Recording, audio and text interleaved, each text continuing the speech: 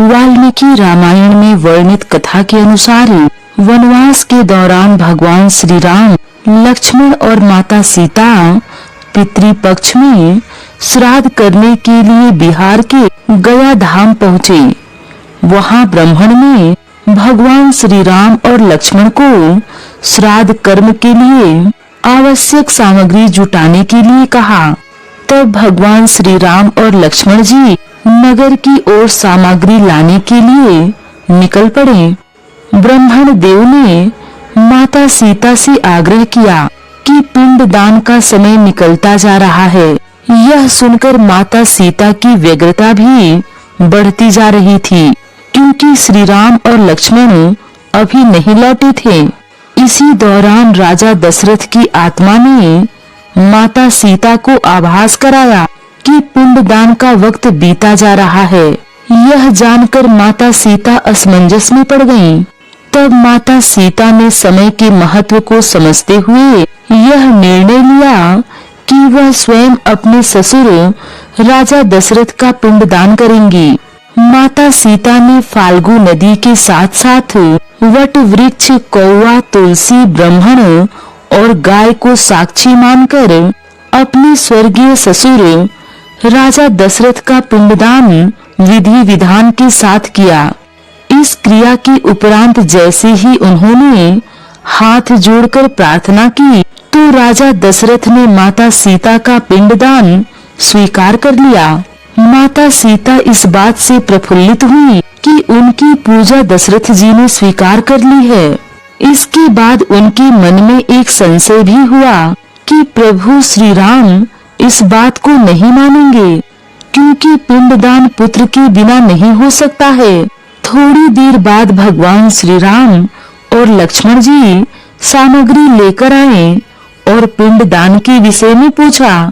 तब माता सीता ने कहा कि समय निकल जाने के कारण उन्होंने स्वयं पिंडदान कर दिया, लेकिन प्रभु श्री राम को इस बात का विश्वास नहीं हो रहा था कि बिना पुत्र और बिना सामग्री के पिंडदान कैसे संपन्न और स्वीकार हो सकता है।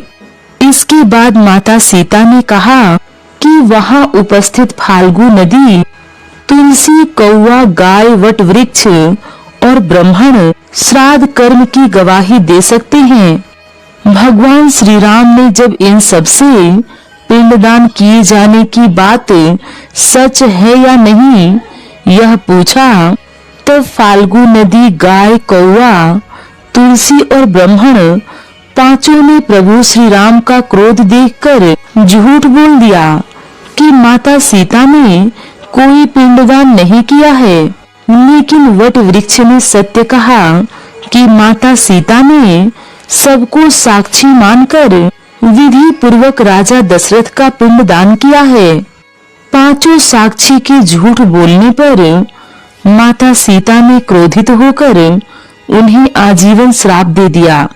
माता सीता ने फाल्गु नदी को श्राप दिया कि वह सिर्फ नाम की नदी रहेगी, उसमें पानी नहीं रहेगा।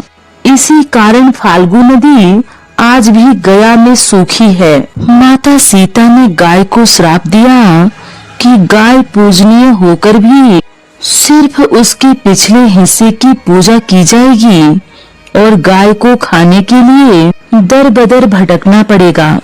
आज भी हिंदू धर्म में गाय के सिर्फ पिछले हिस्से की पूजा की जाती है। माता सीता ने ब्राह्मण को कभी भी संतुष्ट न होने और कितना भी मिले उसकी दरिद्रता हमेशा बनी रहेगी इसका श्राप दिया। इसी कारण ब्राह्मण कभी दान दक्षिणा मिलने के बाद भी संतुष्ट नहीं होते हैं।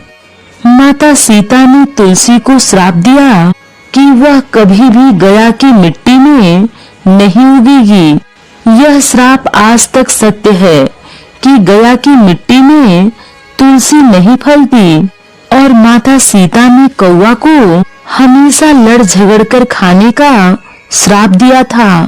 कौवा आज भी खाना अकेले नहीं खाता है। माता सीता ने जहाँ इन पांचों को श्राप दिया वहीं सच बोलने पर वट वृक्ष को आशीर्वाद भी दिया था। कि उसे लंबी आयु प्रदान होगी। वह दूसरों को छाया प्रदान करेगा। पतिव्रता स्त्री उसका स्मरण करके अपने पति की दीर्घायु की कामना करेगी। कौवा तुलसी ब्राह्मण फाल्गु नदी और गाय को माता सीता ने श्राप दिया था। यही कारण है कि गया में आज भी तुलसी का पौधा नहीं उगता है और ब्राह्मण कभी भी संतुष्ट नहीं होते हैं। और फाल्गु नदी सिर्फ नाम की नदी है। साथ ही साथ कौवा भी लड़ झगड़ कर ही भोजन पाता है। पितरों के तर्पण के लिए वैशाख महीने के दौरान आने वाली अमावस्या को बेहद शुभ माना जाता है। धार्मिक मान्यताओं के अनुसार इस दिन सभी प्रकार के शुभ कार्यों को करने की मनाही होती है।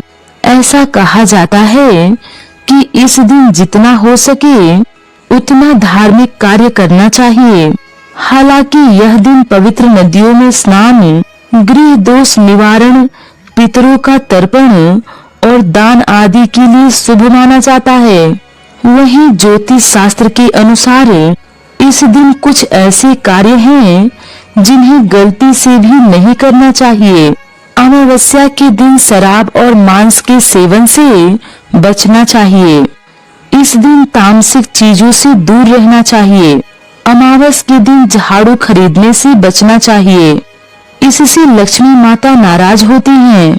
इस दौरान अपने बाल और नाखून काटने से बचना चाहिए। अमावस्या के दिन सिर पर तेल लगाना भी वर्जित माना गया है। इस दिन कोई शुभ कार्य जैसे शादी, गृह प्रवेश, मुंडन आदि कार्यों से बचना चाहिए। इस दिन ज्यादा से ज्यादा धार्मिक कार्य करना चाहिए। अमावस की तिथि पर महिलाओं का अपमान करने से भी बचना चाहिए।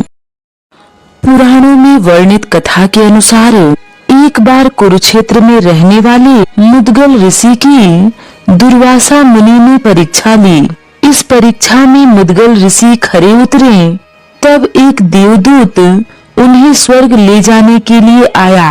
देवदूत ने कहा, स्वर्ग यहाँ से बहुत ऊपर का लोक है, जिसे स्वर्ग लोक भी कहते हैं। जो व्यक्ति आशावादी, नास्तिक, तप, दान, यज्ञ नहीं करता, उसे यहाँ प्रवेश नहीं मिलता है। धर्मात्मा, जितेंद्रिय, सम दम से संपन्न, द्वेष रहित, दानी, युद्ध में मारे गए सूरवीरों को ही यहाँ प्रवेश मिलता है।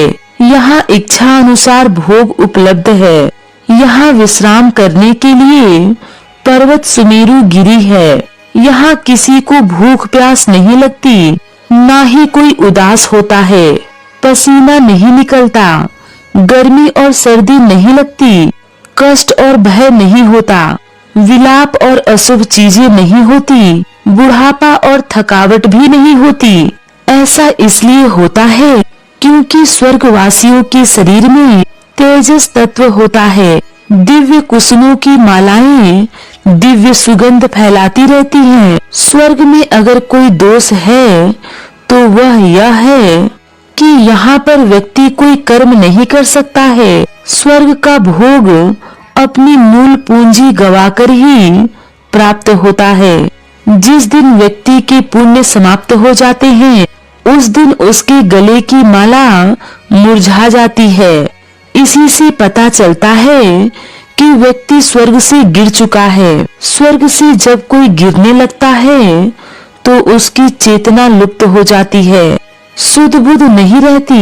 यह सुनकर मुद्गल ऋषि ने कहा, मेरा आपको प्रणाम है, किंतु स्वर्ग में तो भारी दोष है। मुझे स्वर्ग और उसके सुख से कोई काम नहीं है। मैं तो वहां जाऊंगा जहां व्यथा और शोक से पिंड छूट जाए।